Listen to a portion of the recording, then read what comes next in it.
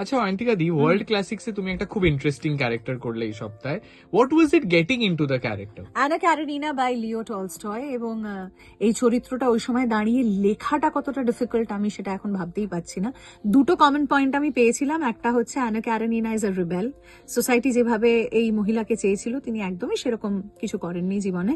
ওখান থেকে বিল্ড করা শুরু করি। আরো একটা অ্যাঙ্কার পয়েন্ট ছিল যে উনিও একজন মা, ওনার একজন ছেলে আছে, আর তার সঙ্গে তার চয়েসেস গুলোর জন্য যেরকম দূরত্ব, যেরকম ধরনের তার জীবন হয়ে ওঠে, নিজের সন্তানকে ছাড়া তাকে থাকতে হয়, সেখানেও ইমোশনটা ধরতে একটু সুবিধা হয়েছে। তবে সেটা ছাড়া ভেরি ভেরি ডিফারেন্ট ক্যারেক্টার, মানে অয়ন্তিকার সাথে অ্যানা ক্যারেনিনার বিস্তর ফারাক রয়েছে।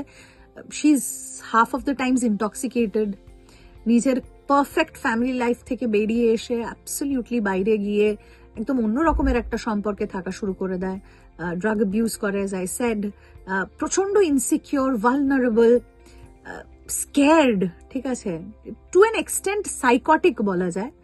এবং এই পুরো লেয়ার গুলোকে ফুটিয়ে তোলায়, প্রত্যেকটা ব্যাপারকে ফুটিয়ে তোলার ভাষাটাও আলাদা, কারণ অফকোর্স আমরা জানি এটা world classics.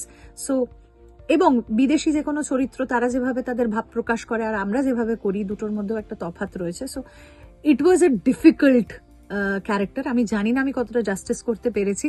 Please please please আপনারা শুনুন, বিকজ আমি তো পেতনি, শাকচুনি, রাক্ষসী, খোক্ষসী করে করে হাঁপিয়ে উঠেছি।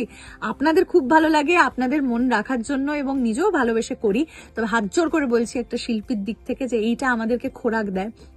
কেমন করেছি যদি জানান তাহলে প্রচন্ড উৎসাহ পাবো। এই কাজগুলো করাটাও খুব important. So please do listen to Anna Karenina, Leo টলস্টয়ের এই গল্প, and it is streaming on Mirchi Bangla YouTube channel, Gaana অ্যাপে শুনতে পারেন। প্লিজ ফিডব্যাক দিতে ভুলবেন না।